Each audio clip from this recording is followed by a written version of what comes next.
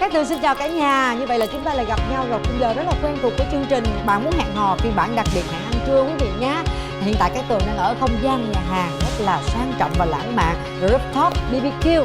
Và ngày hôm nay các cặp đôi sẽ đến đây và sẽ hẹn hò với nhau. Dành cho các cặp đôi vừa thưởng thức bữa trưa vừa có thể trò chuyện hẹn hò. Ban đầu thì các bạn không được nhìn thấy nhau và sẽ trò chuyện qua vách ngăn hình trái tim để tìm hiểu về đối phương. Sau đó, khi vách ngăn trái tim được kéo ra, hai bạn sẽ được nhìn thấy nhau và cùng nhau thưởng thức bữa trưa trước khi đưa ra quyết định cuối cùng có bấm nút hẹn hò với nhau hay không. Nếu cả hai cùng bấm nút, các bạn sẽ cùng dắt tay nhau ra về. Nếu mà không phù hợp, chúng ta không nhấn nút, như vậy là chúng ta vẫn còn lẻ loi. Nhưng không sao cả, chúng ta vẫn có cơ hội để quay lại với chương trình Bạn Muốn Hẹn Hò với quý vị nhé. Không biết cặp đôi hôm nay như thế nào ha. Họ mong muốn tìm một người bạn đời trong tương lai sẽ ra sao. Chúng ta hãy theo dõi cặp đôi ngày hôm nay quý vị nha. Tôi có một mối tình duy nhất, nhưng mà mối tình đó cũng là mối tình đầu của em. Kết hôn với mối tình đầu là anh chị em đều đã có gia đình. Cái đầu em thấy mẹ thương vậy đó, rồi em thấy vậy cho nên em nhận lời kết hôn. Cát Tường đã vào vị trí của mình rồi à. Không biết hôm nay bà Mai có mát tay không quý vị nhé. Dạ Tường xin chào anh ạ. Chào chị Cát Tường ạ. Dạ anh ơi, nãy giờ mình bị che mặt nạ lại như vậy là mình cảm thấy trong người như thế nào anh? Cũng nó hơi hồi hộp. Hơi hồi hộp ha. Không biết là cô bạn gái hôm nay sẽ trò chuyện với mình là ai đúng không nè? Đúng rồi. Rồi bây giờ Tường sẽ ra mời bạn gái của anh vào nha. Vâng. Rồi mời bạn.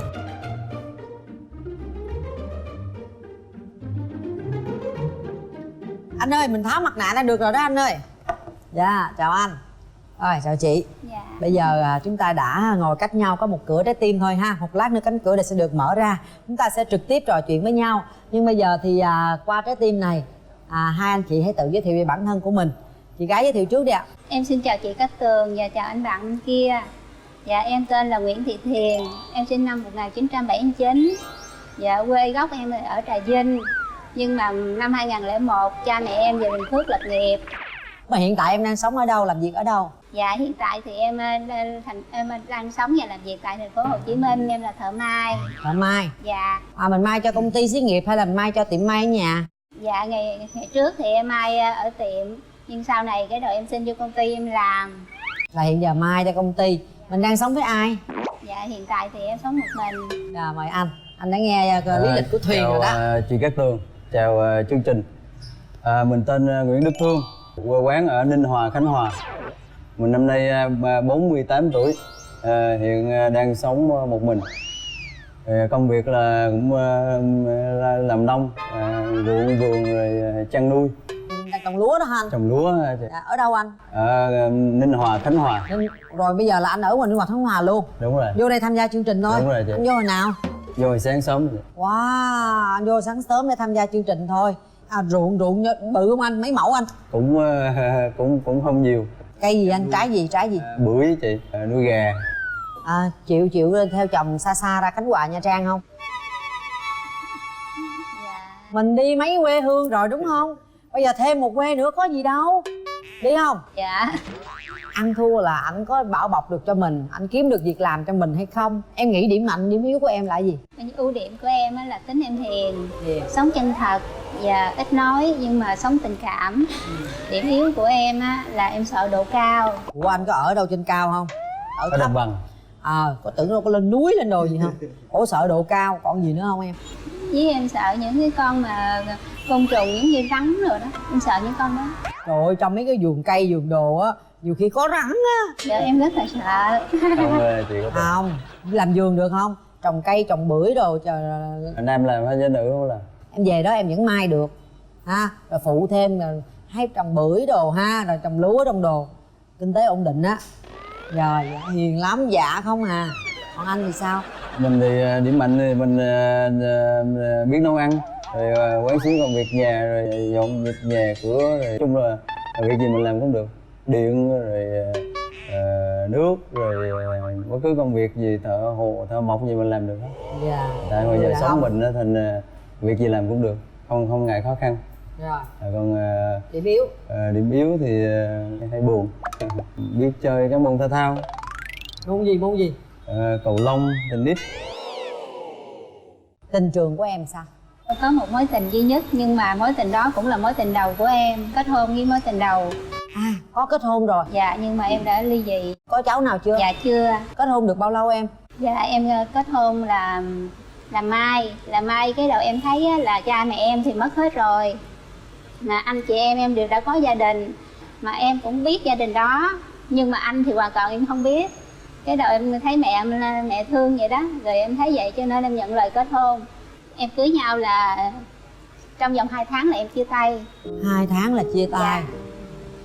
Là lý do tại vì là em phát hiện là ảnh là có người thứ ba. À, có người thứ ba thôi, cái đó là không được rồi. Dạ, cho nên là em thấy không phù hợp với tính em, cho nên em tự nguyện rút lui. Chia tay được bao lâu rồi em? Dạ em chia tay cách đây là 4 năm. Hên là cũng chưa có con cái, chứ không là lại tội con cái nữa. Mai mối là một chuyện mình phải tìm hiểu nữa, đó là do em không tìm hiểu đó. Dạ. Đúng không? Còn Dạ. anh thì sao ạ? Mình đã có gia đình lần nào chưa? Tình trường mình thì cũng lập gia đình một lần. Dạ. Rồi cũng ly hôn đây hơn 5 năm. 5 năm. Mình có một bé gái này học lớp 2 thì ở với mẹ. Dạ. Anh muốn người phụ nữ phù hợp với anh là người phụ nữ như thế nào? Hiền, rồi chung thủy, rồi sống đừng có gì cái vật chất quá. Tại vì cái người vợ trước mình bị ly hôn đó là sống về thiên về cái vật chất nhiều. Cô này anh yên tâm đi, Hiền rất là hiền, chung thủy chắc chắn chung thủy. Tại vì cái nỗi đau của cổ là bị người chồng kia là lăng nhăng phản bội. Nhưng mà ví dụ bây giờ cổ theo anh về tới Nha Trang thì anh nghĩ là anh có để cho cổ đi làm ở ngoài hay là tìm hỗ trợ cổ tìm công việc cho cổ được không? Chắc vợ thì có hai vợ chồng mà nó đến với nhau thì ở nhà chợ đi búa giúp rồi để mình có thêm cái thời gian mình làm thêm công việc. Vợ thích đi may thì vợ may, hoặc là nhận đồ về nhà may. Đó là thoải mái thôi, thoải mái.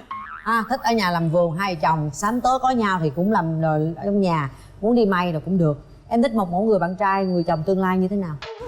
Em thích là một người bạn đời là hiền, chân thật, sống tình cảm và biết quan tâm, chia sẻ và sống có trách nhiệm với nhau. Nhưng rồi em không thích người bạn nam là cái tính gia trưởng, rồi với là lăng nhăng như hung dữ. Em có tật xấu gì không? Em thì nếu những người mà quen biết em á, nhận xét á, thì nói á, là em ưu điểm nhiều hơn khuyết điểm. Có những bạn mà nói đùa á, nói là sao nhiều lúc á tôi tìm cái khuyết điểm của bà sao tôi khó quá. Thì em cười thôi, em nói ai không có khuyết điểm chưa lòi ra đó. Chưa lòi ra đó. Khuyết điểm của bà hiện tại lòi ra tôi thấy là bà hiền quá. Tật xấu của anh là cái gì? Không thấy có cái gì xấu. Cái gì, cái cặp đôi hoàn hảo quá. Cái sáng nhiều lúc mà lười thì ngủ nướng, lâu lâu cũng lười giặt đồ. Cái đó không sao. Mình ăn thì lười rửa chén, dồn hết son chén ra rồi mới ăn luôn, đập chén luôn. Bây giờ là anh hãy đoán đi, người bạn gái ngồi trước mặt anh là cô gái nào trong 3 cô gái này? Lựa đi, đoán đi, ảnh là ai? Ủa anh, hôm nay anh đi tham gia chương trình với ai? Đi với người bạn cũng ở ngoài quê nhưng mà sống ở Sài Gòn. Ồ, ở Nha Trang luôn hả? Dạ, chào chị. Chị thấy hợp không? Nhưng mà bạn nói không chị dòm chị thấy ổn không? Bây giờ vấn đề em đang lo cô này có chịu đi Nha Trang không nè. Được hả? Sướng lắm hả? Nhà bự lắm hả? Biệt thự sân vườn nha.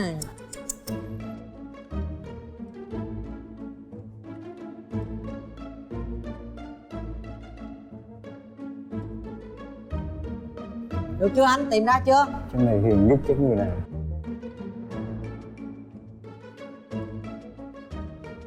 Người này phải không? Em chọn ai? Em chọn người này.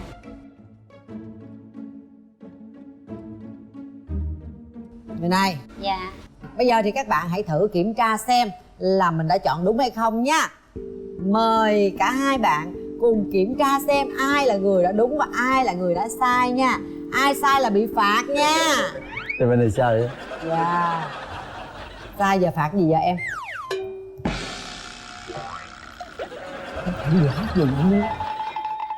Phạt gì em? Phạt gì vậy em? Thôi bây giờ trước khi phạt mình tặng quà trước đi nè. Đó, để cho người ta hình phạt giảm nhẹ xuống chút xíu. Bữa gặp gỡ hôm nay anh có món hoa tặng em. Dạ em xin cảm ơn anh. Cao ha, cô gái này cũng cao ghê ha. Tặng qua trái tim luôn đi. Hôm nay em cũng xin tặng anh món quà. Dạ. Tặng quà thì tặng quà, bị phạt vẫn bị phạt anh à. Bây giờ anh hãy biểu diễn một tiết mục văn nghệ, ca hát nhảy múa tặng cho cô gái ấy. Hát bản chị Cát Tường. Không, mấy người ở dưới quê là vừa hát vừa nhảy mới được. Dạ đúng rồi. Anh sẽ là dòng sông, để em là biển rộng. Anh sẽ là gió lòng, để em là máy bay. Em sẽ là nắng mai, để em là hoa đỏ. Anh sẽ là lối nhỏ, để em bước vào đời. Để em là sáo diều vĩ vu, để em là tình yêu bỏng cháy. Anh đã cho em mùa xuân này. Trời ơi, giọng hát xuất sắc, cười khoái chí. Rồi về chỗ đi cô, từ từ đi, tôi chưa gả đâu. Bây giờ chương trình mình là chương trình hẹn ăn trưa. Cát Tường sẽ mời hai anh chị thưởng thức một món ăn của chương trình, và chúng ta sẽ có thời gian trò chuyện nó gần gũi hơn, ấm cúng hơn một chút xíu nữa nha. Xin mời. Rồi, mời hai anh chị sẽ thưởng thức món mì Ý nha. Làm sao thuyết phục cổ đi về quê nha. Dạ. Rồi, anh cố gắng Mời lên. em. Dạ em xin mời anh. Anh ở người quê đó, thì hai đứa cái khoảng cách hơi xa đó, thì em có ngại cái chuyện đi xe không? Em thì cũng thích đi đây đi đó. Dạ.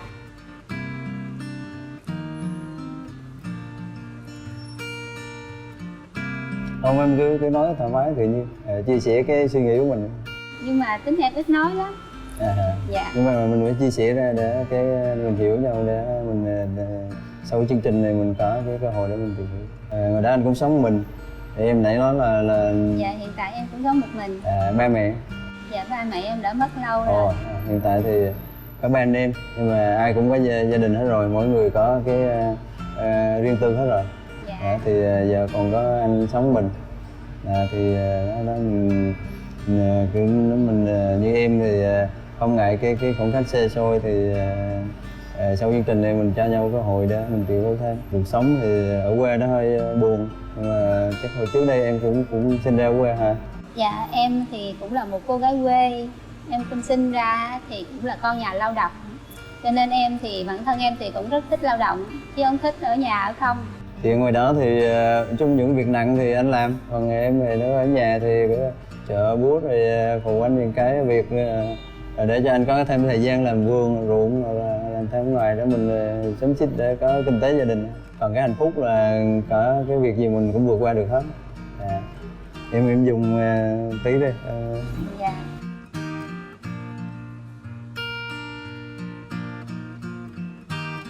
Em cái gì chia sẻ với anh nói cho, để nói tự nhiên.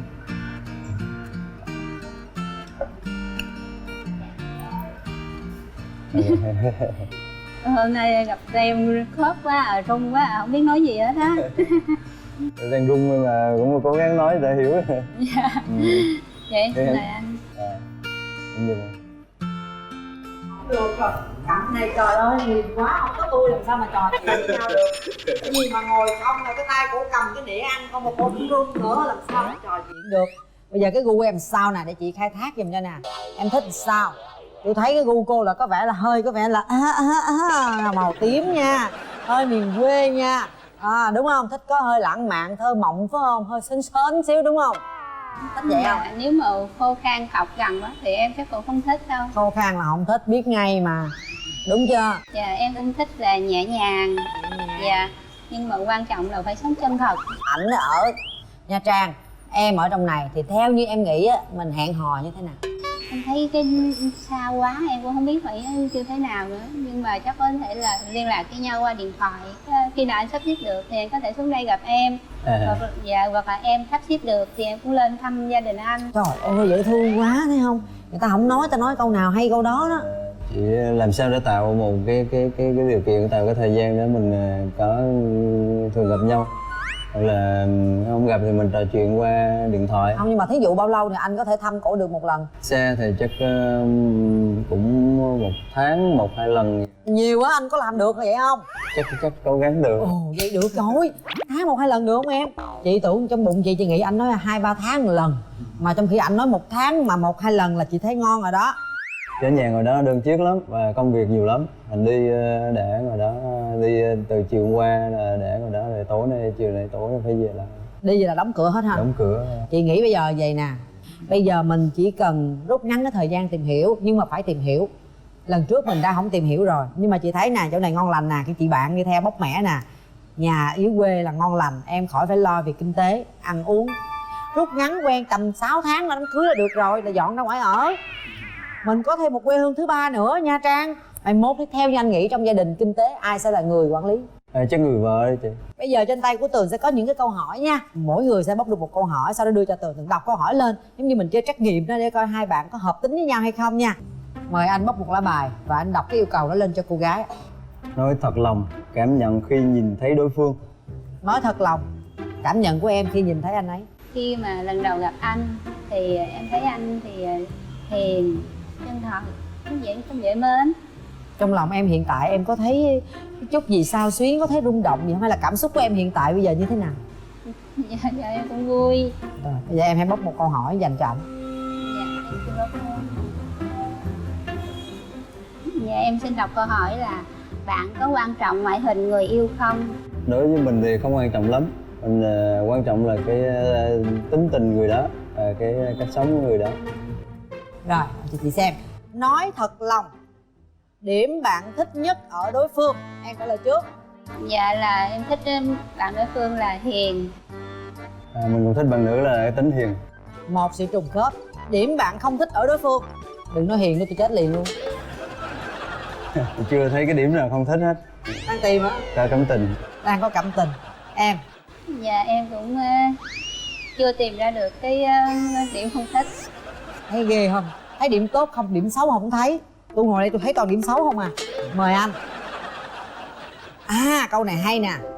Bạn làm gì để yêu xa được hiệu quả? Thường xuyên quan tâm bạn nữ, cố gắng sắp xếp cái thời gian để có thời gian đến để gặp bạn nữ để hiểu nhau nhiều hơn. Em cũng nghĩ tương tự như vậy.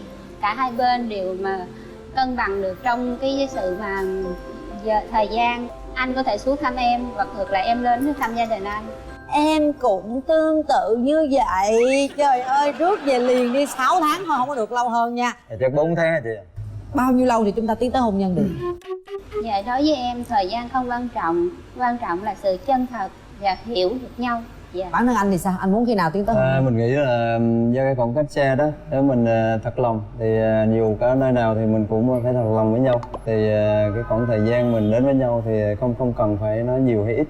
Cho anh thêm một cơ hội nữa để nói một điều gì đó cuối cùng với bạn gái trước khi quyết định bấm nút hay không bấm nút. Anh sẽ nói gì với cổ? Lần đầu tiên gặp em thì anh thấy mến em. Mình cho nhau cái cơ hội để mình tìm hiểu thêm sau chương trình này. Để mình nếu mà thực sự hiểu nhau thì khoảng thời gian mình ngắn nào thì tốt đó, để mình có được bên nhau để xây dựng cái mái ấm gia đình. Đặt tay vào nút bấm đi anh chị. Khi nào anh về lại Nha Trang? Chiều nay chị. Chiều nay luôn hả? Không dành thời gian đưa cổ đi ăn đi chơi hả? Chắc lát rồi mình đi uống cà phê hoặc ăn gì đó chứ, rồi tại nhà để người đó không ăn rồi đó. Dạ rồi. Các bạn ơi, hãy đưa ra cái quyết định của mình. Cảm giác của Tường đang rất là tốt á, không biết mọi người như thế nào nha. Bây giờ Tường chia sẻ với anh chị, bấm nút là hẹn hò với nhau nhé. Bấm nút chúng ta trở thành bạn trai bạn gái để tìm hiểu, để tiến tới hôn nhân. Nhắm mắt lại và đưa ra quyết định của mình sau 3 tiếng đếm. Nếu như đồng ý bấm nút thì nhấn thật mạnh vào nút và giữ nguyên. Nếu không đồng ý chúng ta có quyền lấy tay ra. 1 2 3. Hết thời gian. Khoảng cách không quan trọng. Bây giờ mọi người tin chưa? Thật ra trò chuyện rất là ít luôn. Nếu mà Tường không ngồi đây giúp hai anh chị này, Tường nghĩ chắc hai anh chị không nói được câu nào luôn quý vị. Nhưng mà ông biết một hồi nữa ra ngoài kia thì có nói được nhiều hay không nha. Nắm tay nhau đi anh chị. Hãy dành tặng nhau một nụ hôn đầu tiên đi ạ. Anh xin phép hôn em. Trời ơi dễ thương quá. Đẹp đôi nè hả chị ha? Hồi nãy em tin chị đó nha, biệt thự ở quê đó nha. Mai mốt em đi điều tra phải chị chịu trách nhiệm á. Rồi cảm ơn anh chị rất nhiều. Nếu mà có tin vui thì anh chị sớm báo cho chương trình nha. Gửi tặng hai anh chị là một cái set combo cây Hàn Quốc. Đó là đồ uống cho cặp đôi tại cặp đôi hẹn ăn trưa tại nhà hàng Mr. Stick. Mời hai anh chị nha. Cảm ơn chương trình. Đâu quý vị, vui rồi ạ. Ngày hôm nay đã thành công nữa. Một cặp đôi mà Tường thấy cũng rất là xứng đôi với nhau. Và chắc chắn cũng sẽ sớm nhận được tin vui từ cặp đôi này. Xin chào và hẹn gặp lại mọi người vào khung giờ rất quen thuộc của chương trình Bạn Muốn Hẹn Hò Hẹn Ăn Trưa. Chúng ta sẽ gặp nhau vào lúc 12 giờ trưa từ thứ Hai đến thứ Sáu hàng tuần trên FPT Play quý vị nhé. Chúng ta sẽ gặp nhau vào lúc 12 giờ trưa thứ hai đến thứ sáu hàng tuần trên FPT truyền hình IPTV quý vị nhé. Và chúng ta sẽ gặp nhau vào lúc 12 giờ trưa thứ hai đến thứ sáu hàng tuần trên MyTV quý vị nhé. Và chúng ta sẽ gặp nhau vào lúc 10 giờ thứ ba, thứ năm, thứ sáu và thứ bảy hàng tuần trên kênh YouTube MCV Media. Và bây giờ các Tường xin chào và hẹn gặp lại. Chị cảm ơn chương trình rất nhiều.